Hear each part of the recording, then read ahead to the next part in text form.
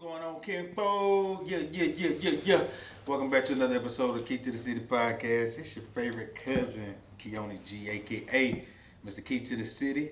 And I appreciate everybody that's been liking, sharing, commenting, whatever you've been doing to support the podcast.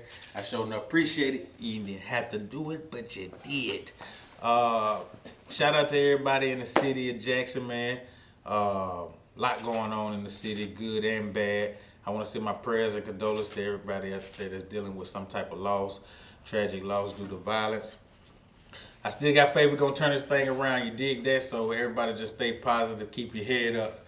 And just like with our past episodes, this episode is no different. We're going to hit you in your head with quality content, quality guests. And I'm always excited to have a fellow creative on the platform with me, somebody that's using a mental to come up with different aspects of creativity and try to get back to the city and do different things as far as platforms and engagements and event planning or whatever you come up with, entrepreneurship. And this guy, we've been crossing paths a little bit, but all that matters is that we got it together. I definitely support his grind and everything he got going on. He's one of the young up-and-coming creatives in the city, and I'm proud of him. He's definitely a young king, family man out here doing his thing. We're going to get into a little more about his company, Morrow Media Works. Find out more about that. Just a little bit of background on him. Give him his key to the city today, you dig? And last but not least, you know what I'm saying? Whatever he put his mind to, he going to do it and it's going to come to fruition. Why? Because Max stay manifesting. So without further ado, welcome to the city, my kinfolk. Malcolm Morrow. What's going on, big dog? Chilling, man. Chilling. Glad to have you here, man. You born and raised, Jackson? Oh yeah, from here, born and raised. Lived in the Queens growing up. Yeah. Grandparents lived in Shady Oaks and Georgetown, so that was like my little ecosystem growing up in. So Jackson through and through. You ain't got no Indian in your family, dude. So you got good hair, man. No humble. Yeah, we got Choctaw on the Morrow side of the family, so yeah, like pretty close. Like, see, I be knowing. My grandma was like a full-blooded Choctaw Indian. So I can see it, man. What school you went to, Ivy? I went to Provine. Ram. Ram City all day, West Side. Yeah, shout out to the Rams. You go to college out here with? Yeah, I went to Holmes 2 years, then went to USM for 2 years. Okay. I spent a lot of time at JSU growing up, and after high school, you know, some of my classmates went to JSU, so I was always kicking it up there too. Southern Miss to the top. What's the biggest difference between attending a predominantly white institution versus a HBCU? Or you never attended? I mean, I've just been around. The culture. What's the culture? The differences. The main difference to me, like, I ain't really encountered a whole lot of blatant racism. It was, you know, more subverted racism out there. But, you know, just basic prejudice and stuff like that you would deal with anywhere. But I started out, that's why I started at Holmes, because I felt like I got the HBCU experience throughout, you know, grade school. Going to all black schools, you know, from elementary all the way through high school. So I went to Holmes to see, you know, how other people acted in a school setting. So that kind of prepared me for it. Yeah, man, I went to I never attended a HBCU, but I went to Ole Miss. I never encountered no blatant racism either. Only things I can remember, they allowed the Klan to have a rally on campus one time.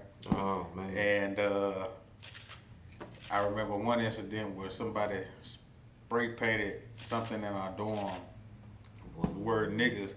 Come to find out it was a black dude. Man. So he would try to start trying to get something started, right?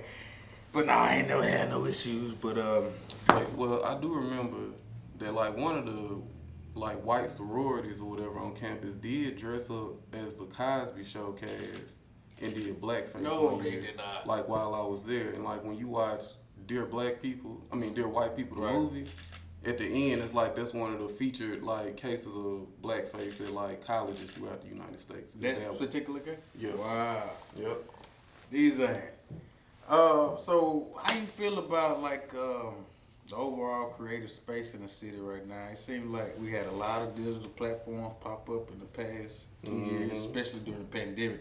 Almost definitely. I guess because everybody was at home, but you see a lot of growth like that. How you? What's your opinion on the creative space right now in the city?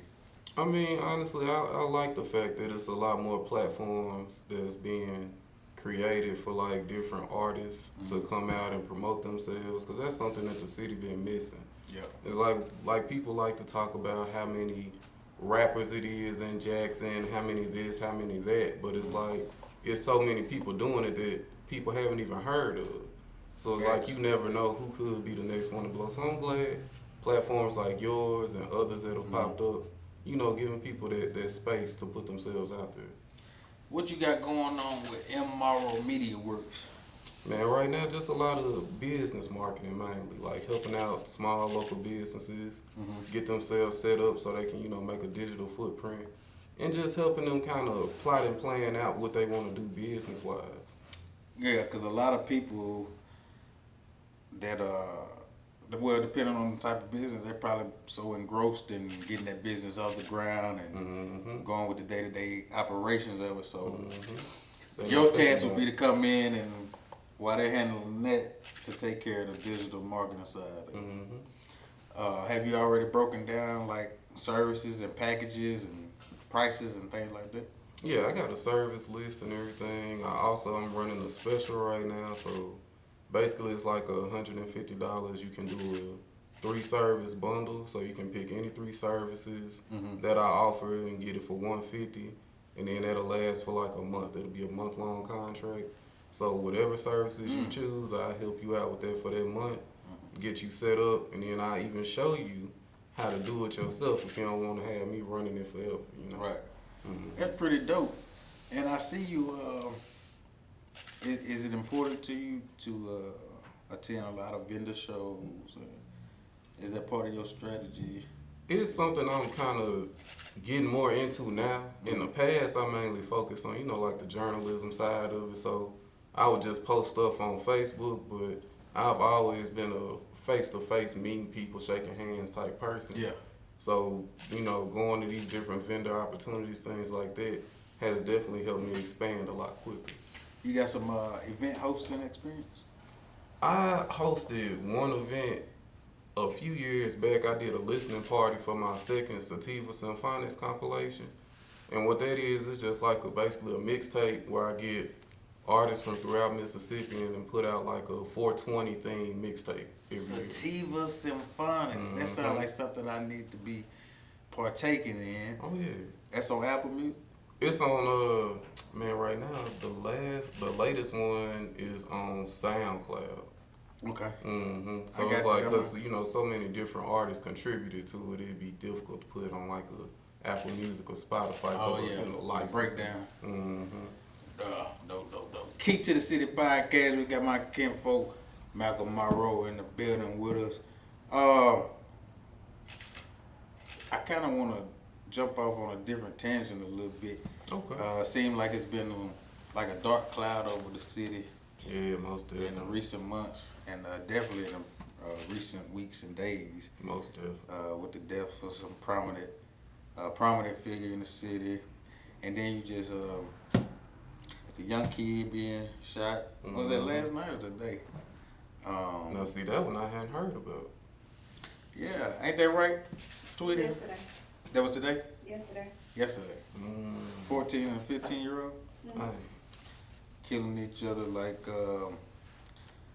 are you one of those creatives that feel like you can build a foundation here, or that it would be necessary to kind of venture out to a bigger city or something?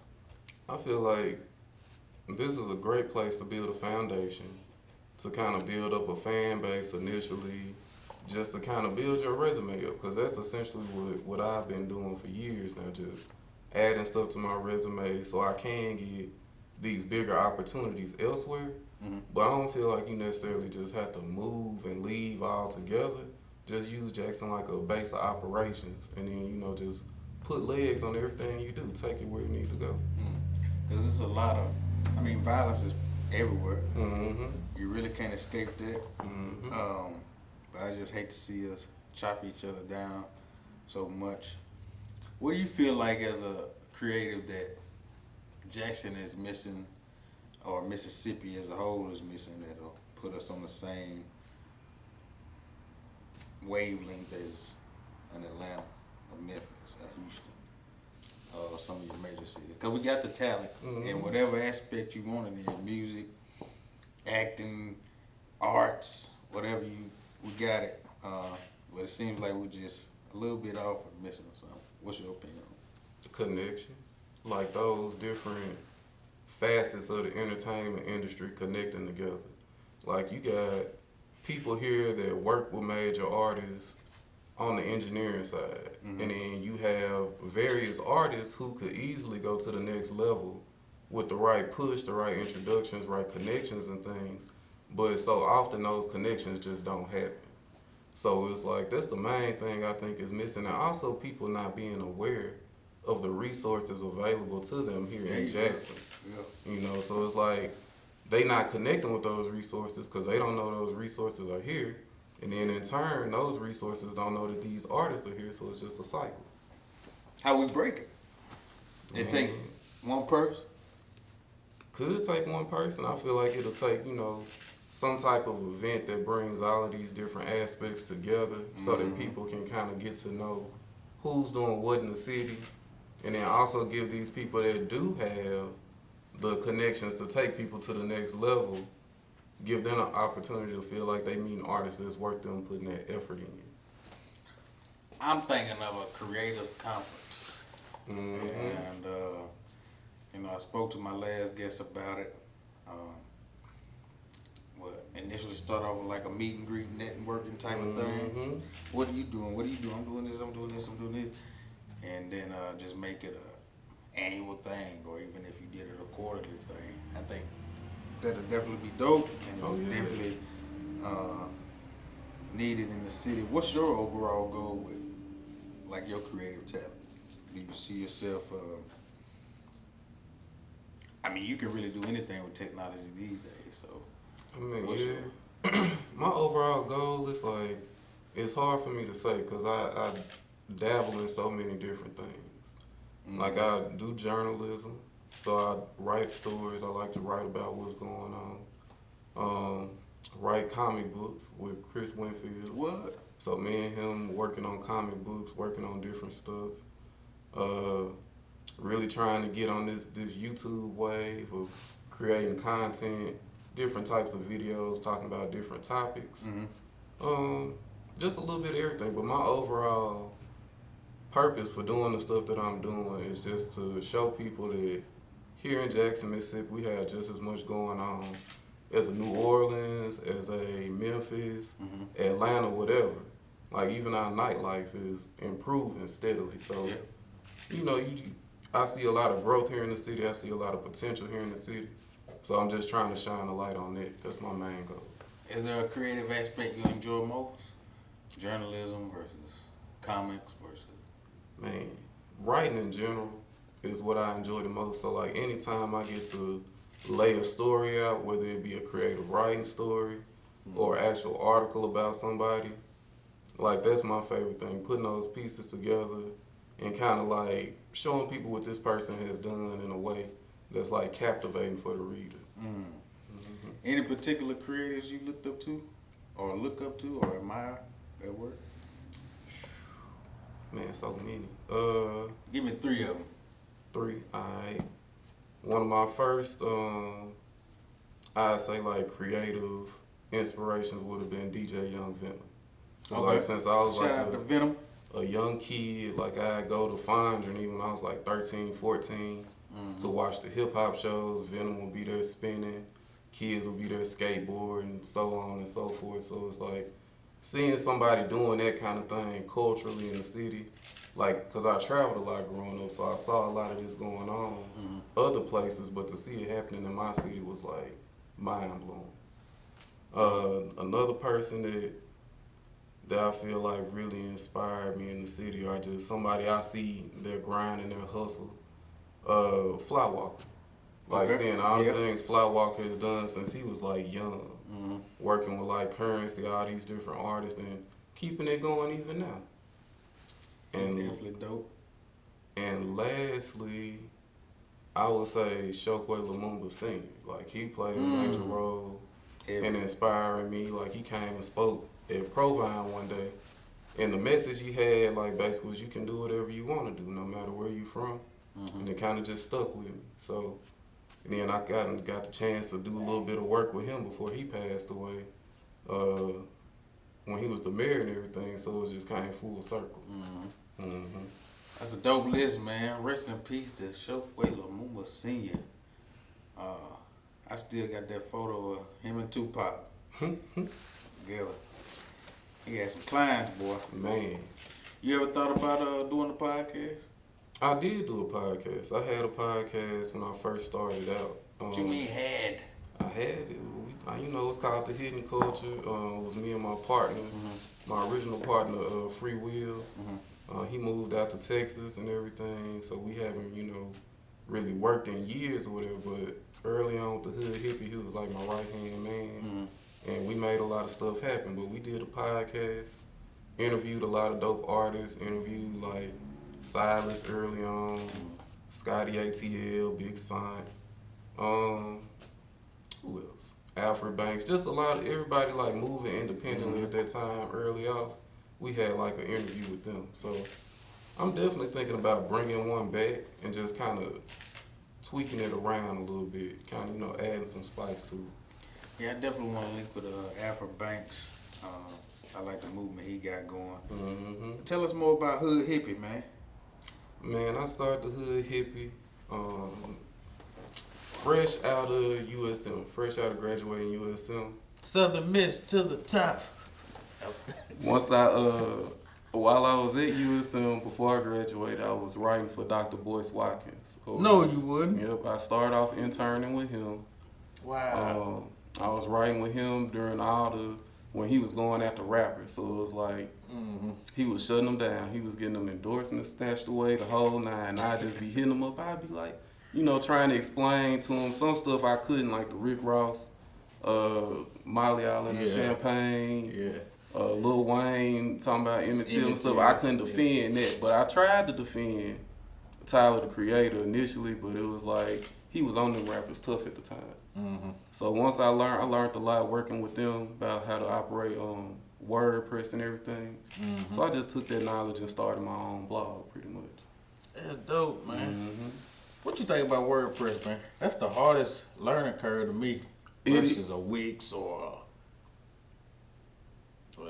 Wix. Wix is the hardest, No. in my opinion, man. Wix is crazy. WordPress, it just gives you too much. It gives you too much. You can do too much on WordPress, and it's like if you're not a coder and all that, sometimes you can get lost in the sauce. But it's like once you get your good setup going, like, or get somebody to come in, tinker around with your setup, your theme, and all that kind of stuff, like, it's pretty smooth flowing. But if I was to set up a new website today, I'd probably use Squarespace. Because Squarespace, just drag and drop, plug and play, ready to See, roll. that's more my speed right there. It's laid out right there for you. What's your plans for 2022, man? We're around the corner. Man, Hopefully we don't get another shutdown. got a lot planned for 2022. Finna start working on a documentary. So the documentary is gonna be about the funk band Freedom and their influence on the early days of hip hop. So Freedom is a band from Jackson.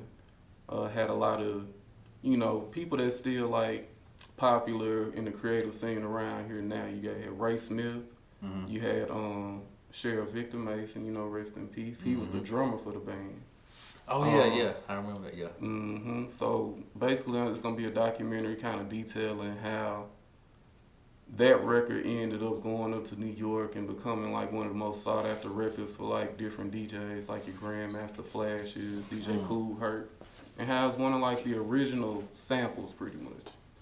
And it's like it plays into the whole Mississippi, the birthplace of America's music, even hip hop music. To a It could be degree. dope as hell.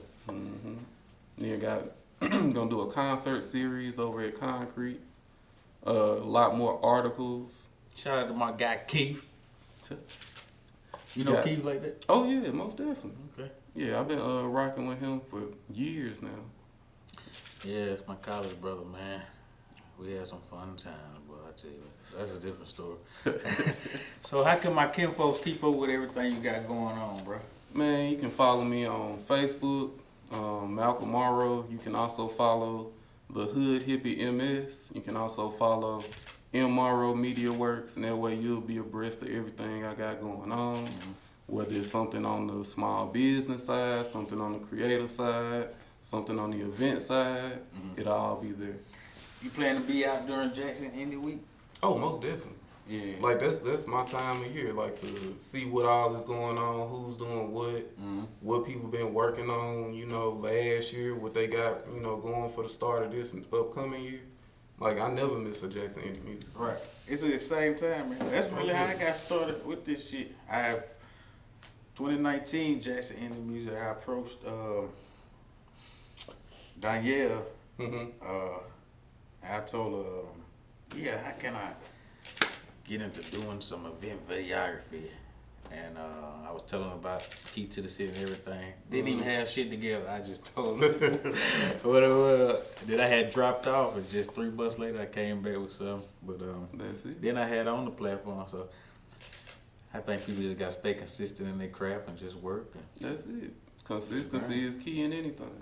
That's your number one key. If you keep going, even if you're not physically sitting down working on it. I always be brainstorming. There you go. I always be making notes of the idea that might just float across your head one day. I'm still building out ideas that I started working on in 2013, 2014. Yeah. And they just now rolling out to be what they was gonna be, you know. Well, you definitely a visionary, bro. And I remember when I posted that picture of me when I put out my first CD and I had cut out a picture and taped that shit over there. You was like, that's early vision. That's I it. related to this shit. That's it. That's what I'm saying. See, I see the same with you, brother, and just keep going, man. You got a bright future, and I definitely want to work with you. Most definitely. So we definitely gonna do some things, brother. But we support you here, Key to the City, and respect everything you got going on. Any last words you got for my kinfolk? Man, I'm just gonna, leave them with, stay elevated. Always be intentional in the things that you're doing. Come on. Put the energy into what it is that you want to manifest and watch everything pop out for you. Come on. And he know what he's talking about, because Max stay manifesting. He did that. This has been another episode of Key to the City podcast. I'm your kinfolk, Keone G, Mr. Key to the City. He is your king, Malcolm Morrow. Check him out. Morrow Media Works and everything you got going on. We appreciate y'all liking, sharing, commenting, supporting. And we'll see y'all again next week. You did that. Peace, love, blessings.